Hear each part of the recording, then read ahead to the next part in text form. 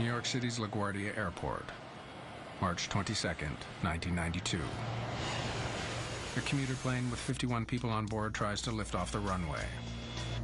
Rotate. But the pilots can't get it to climb. They knew they were in trouble, but they were fighting all the way to the end. U.S. Air Flight 405 plunges into the icy waters of Flushing Bay. 27 people die. For U.S. investigators, it's an open and shut case. This accident was not a huge surprise to us. But Canadian investigators are stunned. They know the New York accident should never have happened. My reaction when I heard about it was, my God, it's Dryden all over again. 3 years earlier, an exhaustive investigation into a crash at Dryden, Ontario, had identified a killer and spelled out ways to keep it from striking again. Certainly, if they had followed the recommendations in my report, F-28 crash at LaGuardia could have been averted. The LaGuardia accident shows that the lessons learned in Canada never reached regulators in the United States.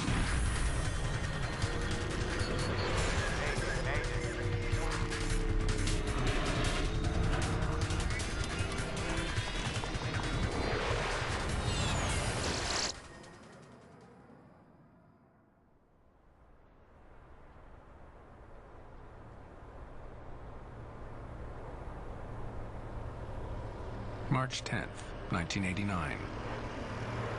It's 11:39 a.m. at Dryden, Ontario's airport.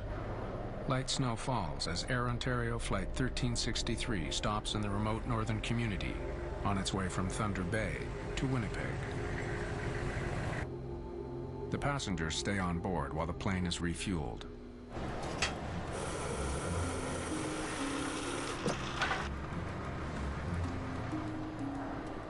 For flight attendant Sonia Hartwig and the crew aboard the Fokker F-28, it's been a frustrating day of delays.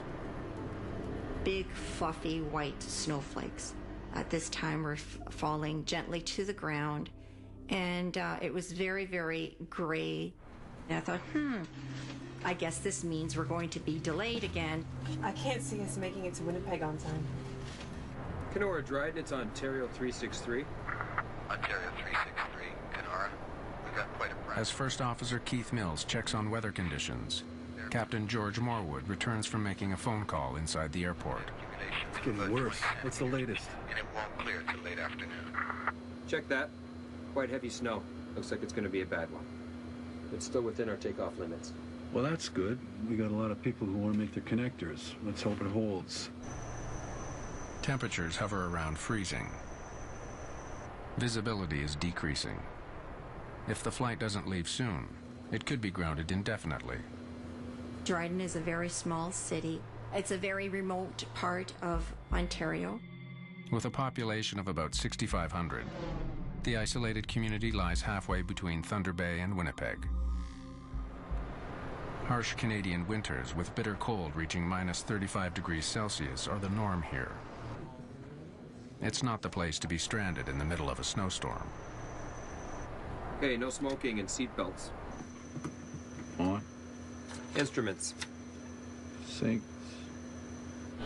Cross-check. Captain Morwood uses the power of engine number 2, already running, to fire engine number 1. Morwood and Mills are both highly experienced pilots. However, they've each flown fewer than 100 hours in the Fokker F-28. The multi-million-dollar aircraft is the first Air Ontario jet to serve the remote northern Ontario region. 24 minutes after landing in Dryden, Flight 1363 is ready to leave. Inform Kenora, we're rolling.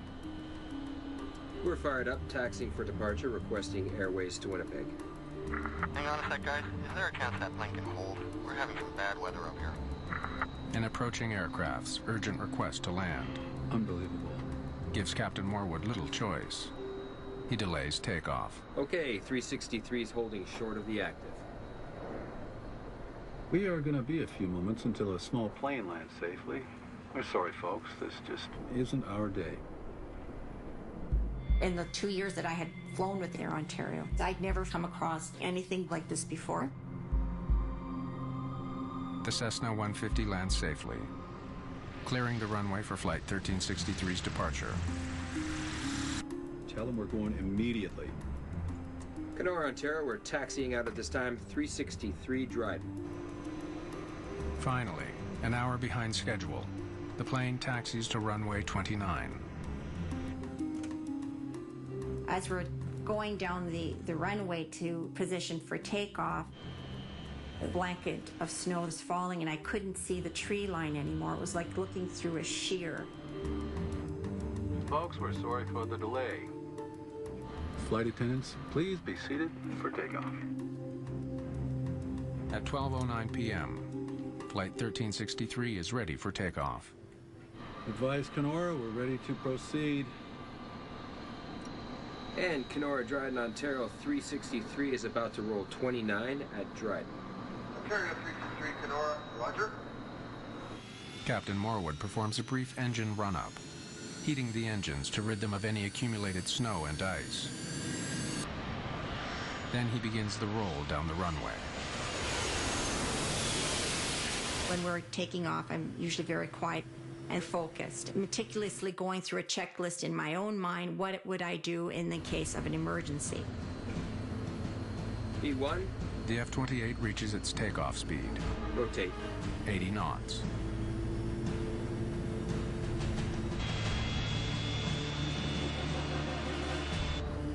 Our takeoff was very slow and sluggish, like a slow, sluggish person running up a hill. Clearly, there's something wrong. The F-28 struggles to get airborne. I thought, oh my God, we're gonna crash. The pilots are helpless. 49 seconds after lifting off, Air Ontario Flight 1363 crash lands in the bush, 950 meters west of runway 29.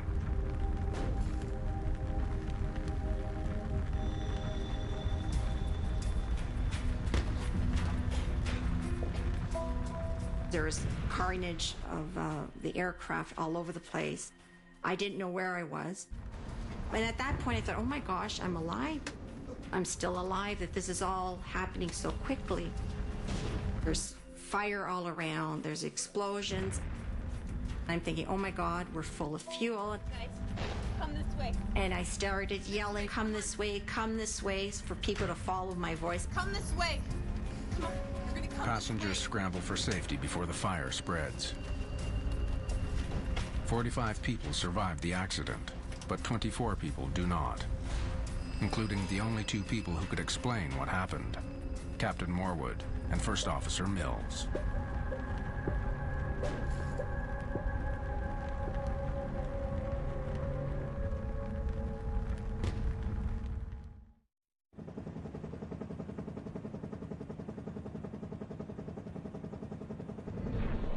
Emergency crews rush to the crash site of Air Ontario Flight 1363.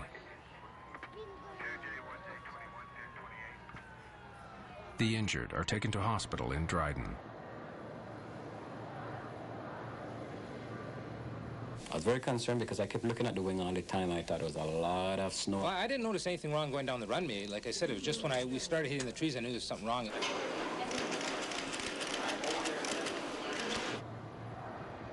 Within 24 hours, a team of investigators from the Canadian Aviation Safety Board arrives at the scene.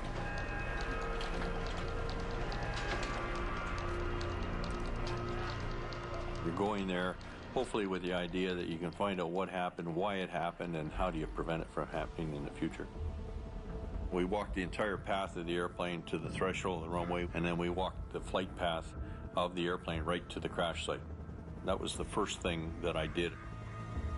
I wanted to document what I was seeing by photographing. When you walk in on an accident site like that, there are two things that overwhelm you. The smell of aviation jet fuel and the smell of death.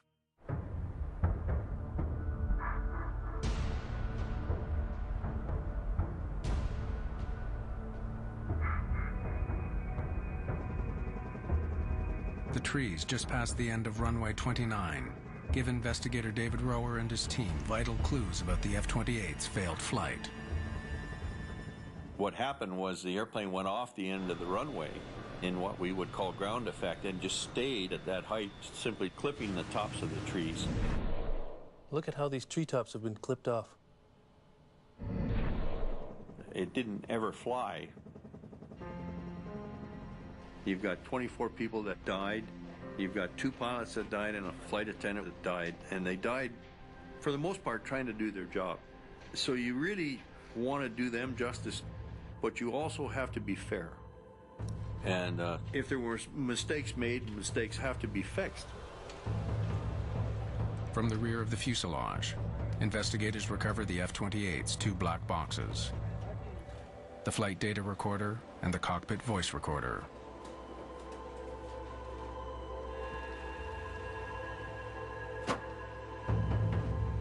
The devices are designed to withstand temperatures of 1100 degrees Celsius for up to 30 minutes. Investigators are frustrated to learn that the mylar tape from the recorders has suffered extreme heat damage. It's estimated the black boxes were scorched by an 1100-degree inferno for at least 90 minutes, far beyond their limit. The data is unrecoverable. That was a big blow to us because now you have to try and gather information and try and establish that it's factual by independent routes. We were just about to leave Thunder Bay and they gave us 10 new passengers. Investigators must now rely heavily on eyewitness reports to reconstruct the events leading up to the doomed takeoff. They learn that the F-28 began its day in Winnipeg and was scheduled to fly a return route to Thunder Bay and back, with a stopover in Dryden. But in Thunder Bay, plans changed. The cancellation of another flight forced the crew to pick up 10 additional passengers.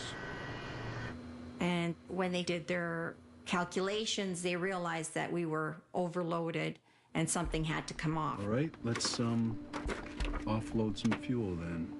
They ended up removing fuel in order to be within the proper weight. Dispatch, Ontario 363. So the flight was delayed an hour. The extra weight of the new passengers left the crew no choice.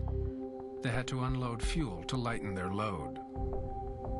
That meant when they arrived in Dryden, they needed to pump in more than the usual amount of fuel for the final leg back to Winnipeg.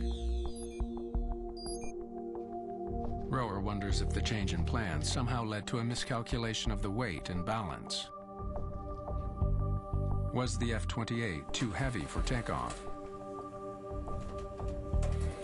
He then uncovers a puzzling detail.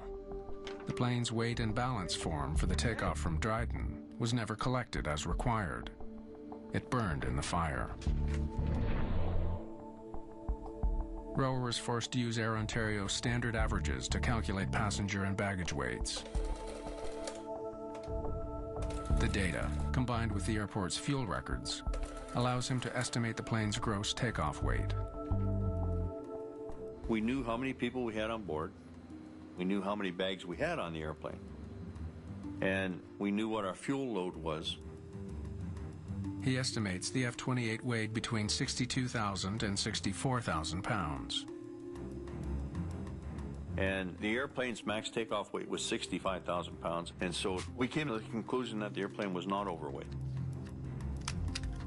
The cause of the crash remains a mystery. 18 days into the investigation, the Canadian government appoints Justice Virgil Mashansky to lead a more wide-ranging inquiry into all aspects of the aviation system that might have contributed to the Air Ontario tragedy. The government was looking for an experienced trial judge, and preferably one who had an aviation background. Mashansky is an experienced pilot with 13 years on the bench. He will work closely with the investigators. The new team's first step, assessing the plane's technical system. The electrical system, the hydraulic system, the fuel system, all of these systems are looked at both in terms of what is their history leading up to the accident and what remnants are remaining at the crash site. It will be an exhausting and frustrating search. Clues to a possible system failure on board Air Ontario Flight 1363 arise when investigators hear of a troubling event on the same plane days earlier. I think it was Monday or Tuesday. When we took off, there was this smoke that filled the aircraft, and there was this horrible smell. I thought, oh my God, we have a fire in the lab. But there was no fire in the lavatory or anywhere else in the cabin. They told us that apparently it had something to do with oil sitting in the APU system. So every takeoff that day, this would happen. The auxiliary power unit is a generator that provides the power needed to start the engines. Did burning oil in the APU somehow cause a fire and ultimately doom Flight 1363? Rower searches the week's journey log for any mention of the auxiliary power unit. He makes a surprising discovery. The APU wasn't working on the day of the crash. It couldn't possibly have caused the fire.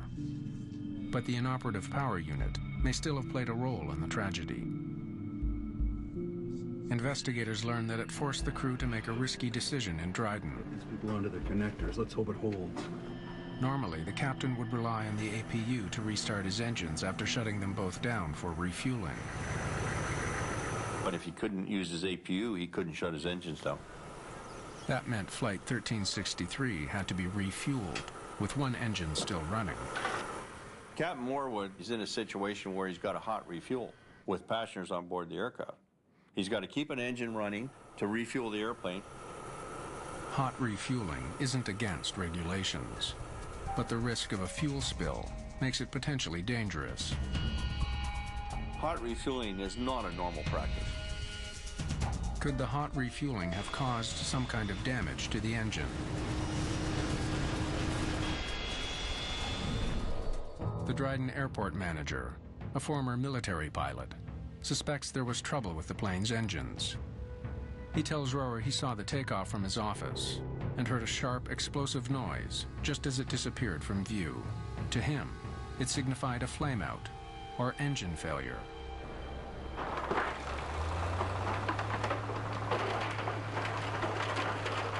I thought, this is going to be a high-profile and potentially controversial investigation, and the only way to ensure that the truth stands up is to have hard evidence from the aircraft accident. And so we took the airplane completely and we put it in our lab in Ottawa. Anything? With signs pointing to engine failure as the cause of the crash. Strip it down. Rower orders extensive engine testing. Those engines were examined in detail for damage. Rower finds the F-28's two Rolls-Royce engines suffered only minor structural damage. There's no evidence of an engine fire, nothing at all to suggest the engines had failed.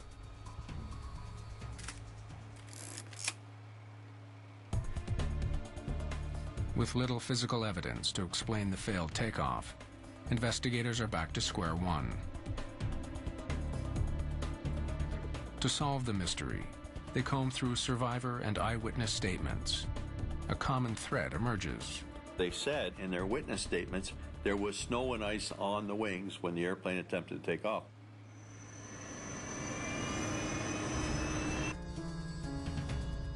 Rower studies weather charts for clues. We had very good meteorological information. The charts show that during the half hour the F-28 was on the ground at Dryden Airport, visibility shrank from 4 kilometers to less than 1 kilometer because of the snowstorm. And though we may find other reasons, for sure, snow and ice on the wings was a factor in this accident. Sonia Hartwick tells investigators about an unusual sight during takeoff. As we took off, I noticed that the wings just became a solid sheen of gray, shiny ice. Investigators consult the F-28's manuals to study its anti-icing systems. They find that only the wing's leading edges are protected. The aircraft had heated leading edges on the wings. I wonder if the anti-icing system was working. And the heat was provided by bleed air from the compressors on the engine. They found the valves that allow the compressed air access to the leading edges. and they tested the valve to see if it functioned, and it did. The anti-icing system was working. But since it only heats the leading edge, it likely didn't clear ice that formed on the surface of Flight 1363's wings.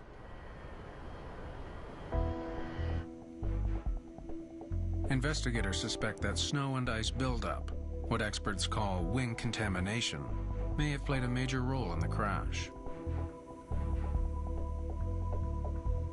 To verify that suspicion, Rower and his team meet with engineers from Fokker.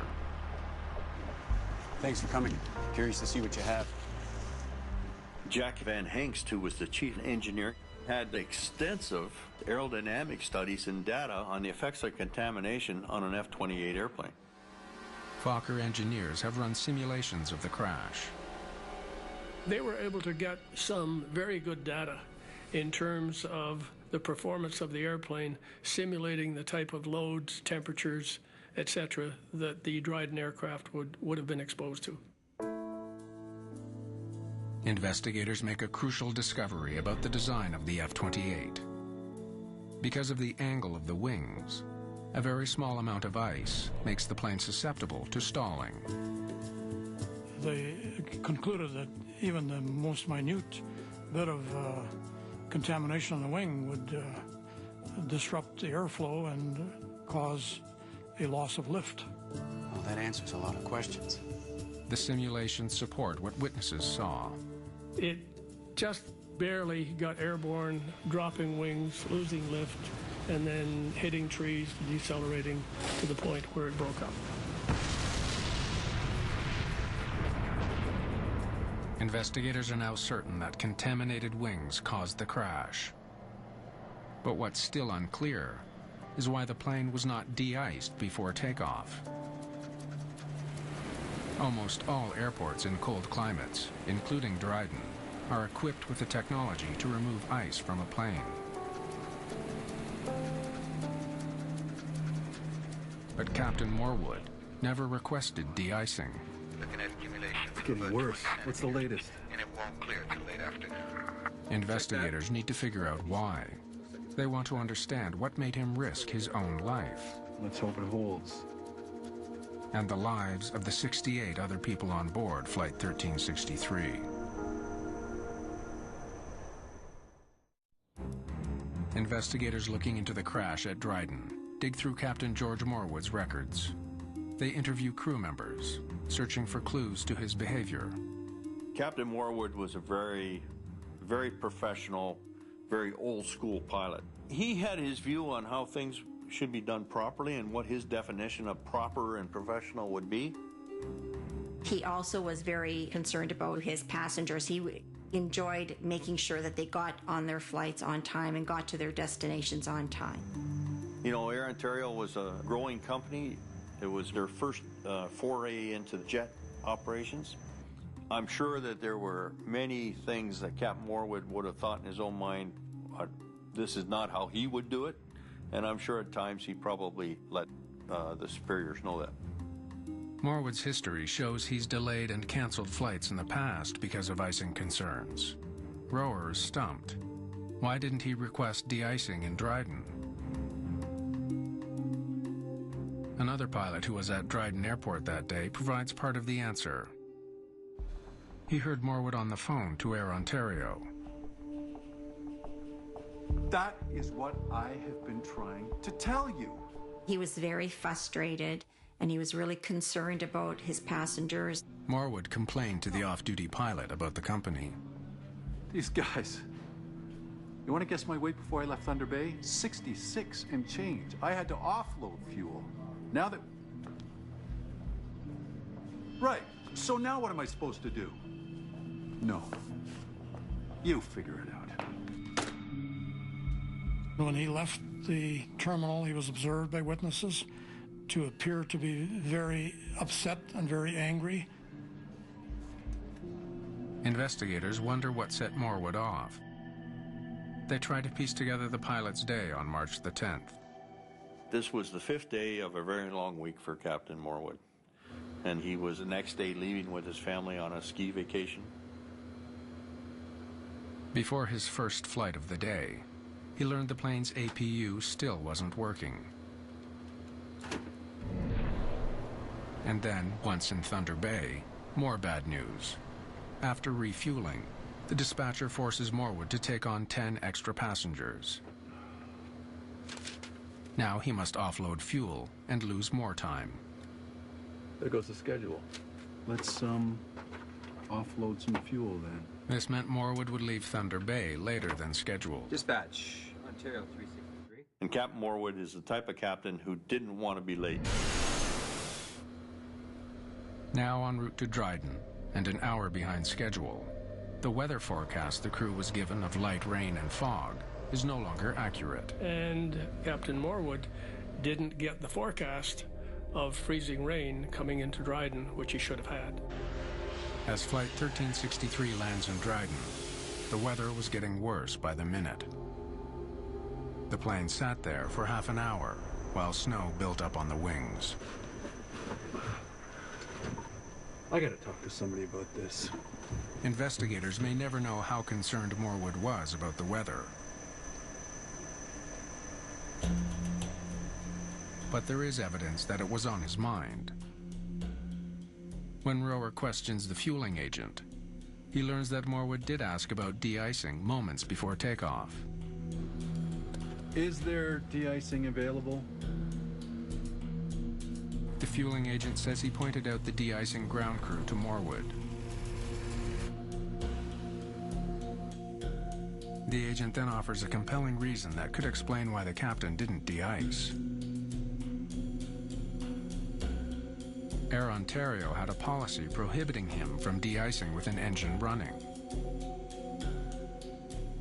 The fluid can be ingested in the engines and then find its way from there to the air conditioning on the airplane and make it extremely noxious in the cabin portion of the airplane. But if Morwood had shut down both engines, he wouldn't have been able to restart his plane.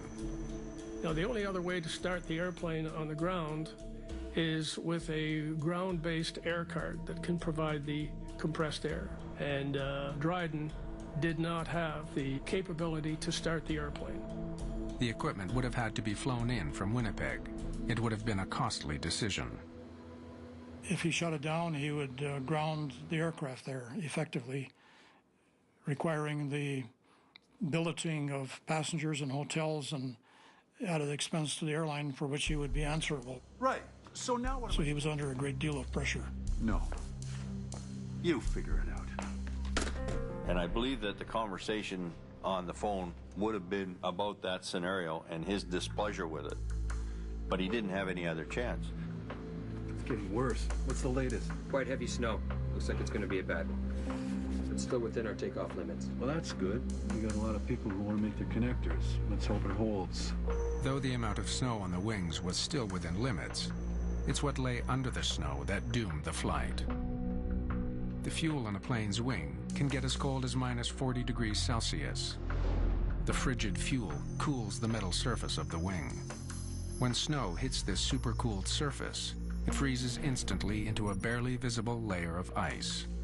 It's a process called cold soaking. And this, of course, is what's disrupting the airflow on the wing and destroying the lifting capabilities. Tell them we're going immediately. Kenora, Ontario, we're taxiing out at this time, 360. The only reason that I can possibly think of that led to his decision to execute the takeoff was the fact that he didn't consider the cold soaking phenomena and the fact that those wings could still have ice on them. Advise Kenora, we're ready to proceed. And Kenora, Dryden, Ontario. Perhaps not wanting to face the consequences of shutting down his engines, Morwood opted to take off for Winnipeg without de-icing his plane. He must have concluded that the ice would blow off on takeoff. That is where he made a mistake, a tragic mistake. But Mashansky concludes that despite his mistake, Captain Morwood is not solely responsible for the crash. It wasn't simply pilot error.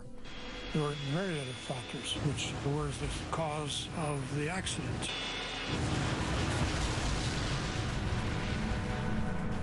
One of the most important factors, Air Ontario's decision to let the plane fly with a broken APU. They were deferring a lot of the maintenance that should have been done because of a shortage of parts. And then they had to scrounge around all across Canada with various F-28 operators to borrow parts from them.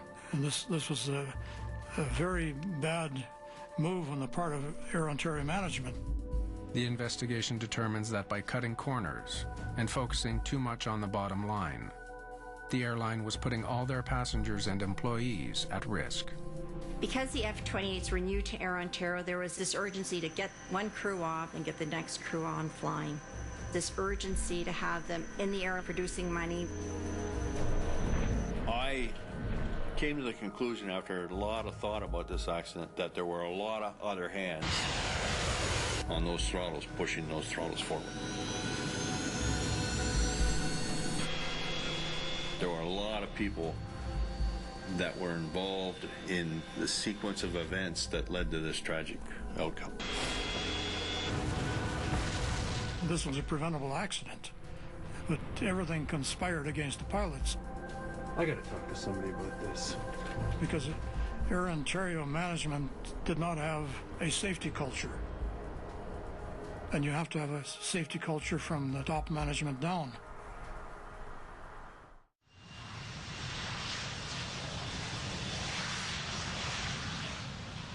Knowing there are dozens of Fokker F-28s flying all around the world, Justice Virgil Mashansky takes an unusual step.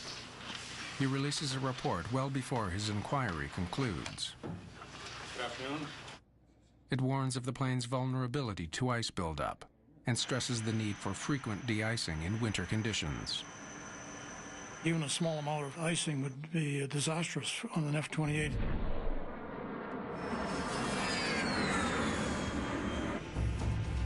But 15 months later, it becomes clear that Mashansky's warnings have not been heard.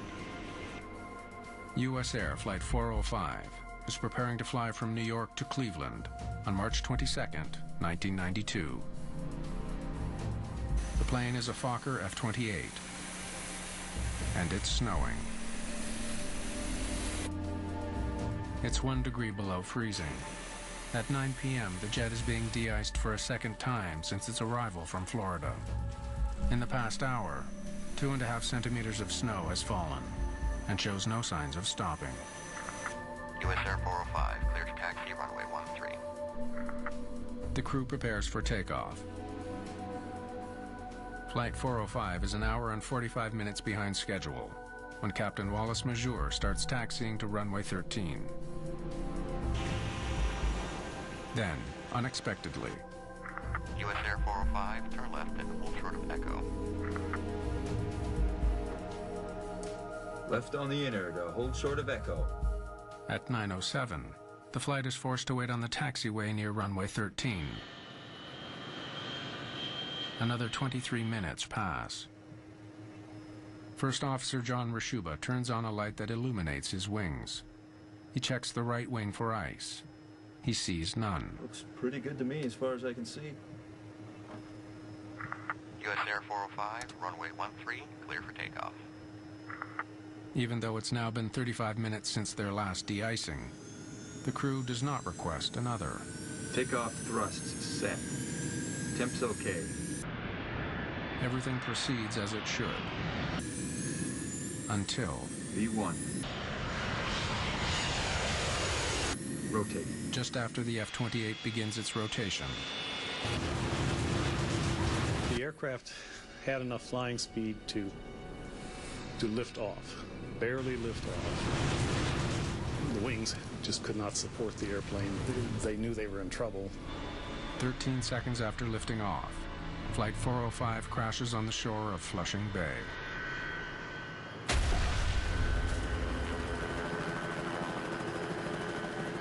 I don't think any pilot really thinks he's going to crash. They were trying to save the airplane right to the end.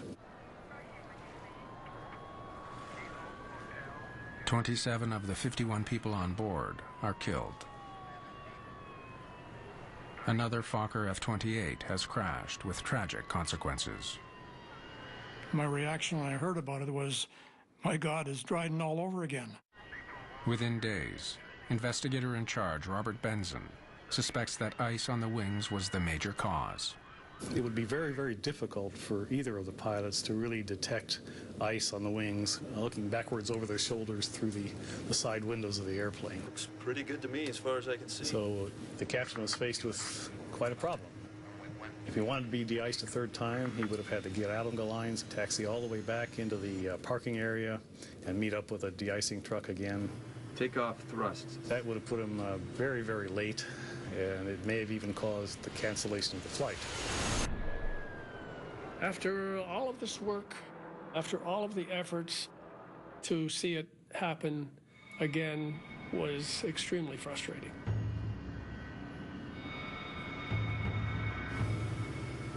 There were no regulations in place requiring the crew to seek another de-icing after their extended delay.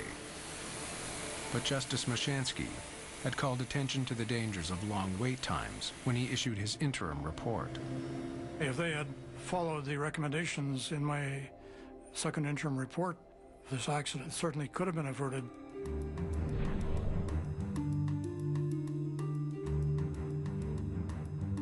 He also had drawn attention to the limitations of the de-icing fluid being used at the time. Called Type 1 fluid, it's a mixture of antifreeze and water. Those chemicals are designed that as you accelerate down the runway, that they'll actually shed off your wing, so that when you actually want the wing to lift and produce lift, that it's not contaminated. Type 1 fluid is applied hot to de-ice the plane's surfaces, but it doesn't last long. Type 1 fluid had a holdover time in their best conditions of about 15 minutes. Under poor conditions, such as freezing rain, it could be as low as 6 minutes. During the Air Ontario investigation, Mashansky's team reached a stark conclusion about the effectiveness of Type 1 fluid. Even if Captain Morwood could have de-iced his plane in Dryden, We're fired up, taxiing for departure, requesting airways to Winnipeg. it may have made no difference. Hang on a sec, guys. Is there a chance that plane can hold? We're having some bad weather up here. Unbelievable. Flight 1363 had to wait for the troubled Cessna 150 to land. By the time he waited for this 150 aircraft and pilot to land, and then they backtracked and got into position, now they're in a serious snowstorm, and they are getting contaminated. If Morwood had de-iced during his 30 minutes on the ground, Rotate. the delay may have been enough for the fluid to stop working. The plane's wings may once again have become coated in ice.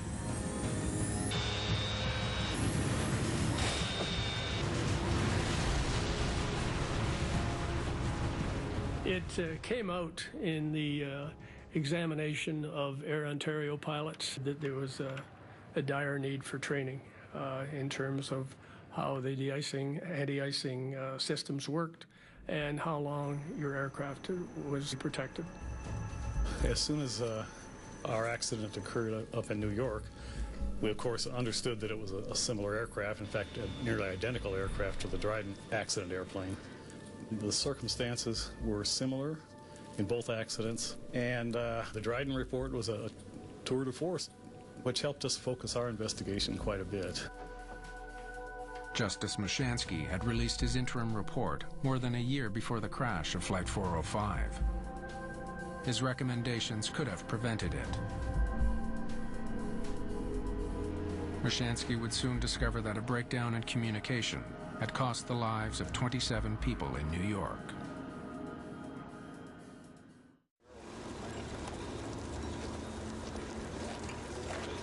During his inquiry into the Air Ontario crash in Dryden, Justice Virgil Mashansky learned that there was another type of de-icing fluid available to the airline industry. It's called Type 2 fluid. It's thicker than Type 1, which prevents it from immediately flowing off an aircraft.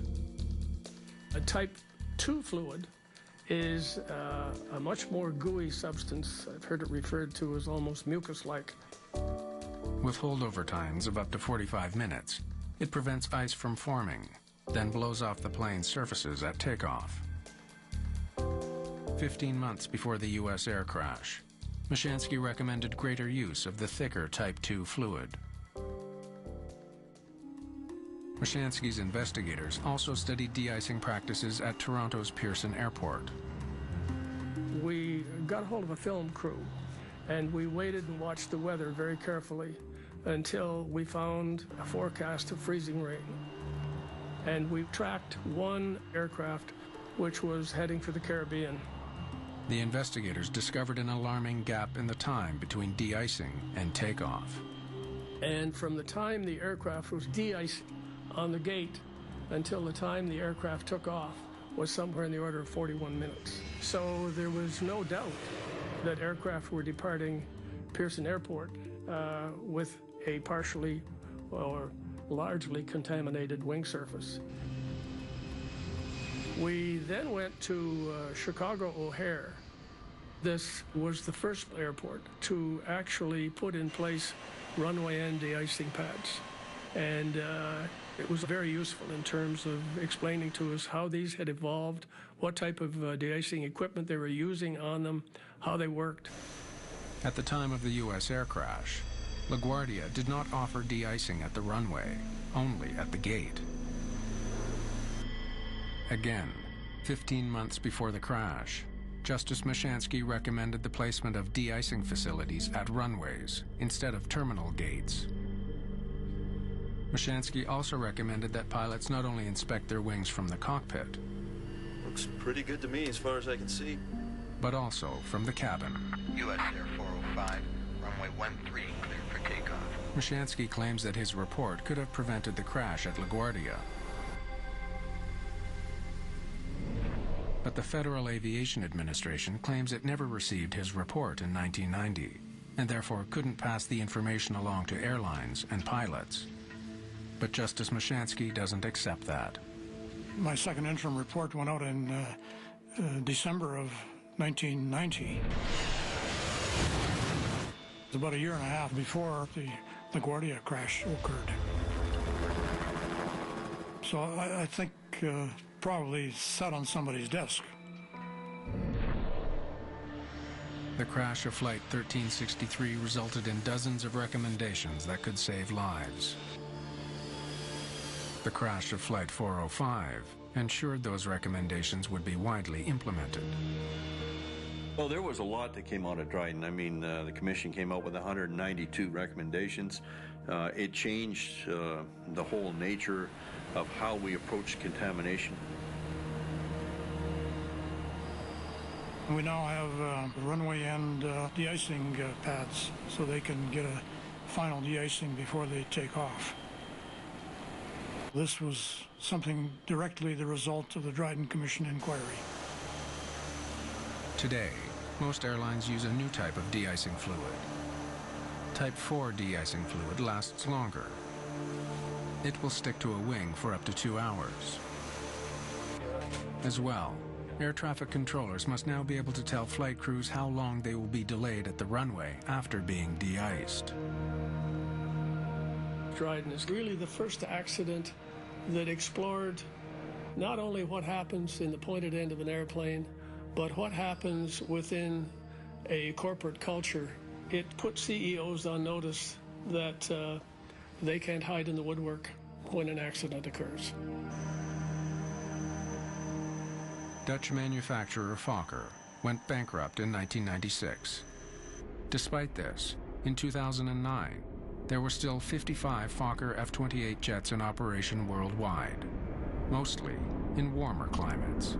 Nobody should ever lose their life due to a contamination accident again in commercial aviation, anywhere in a snow and ice environment.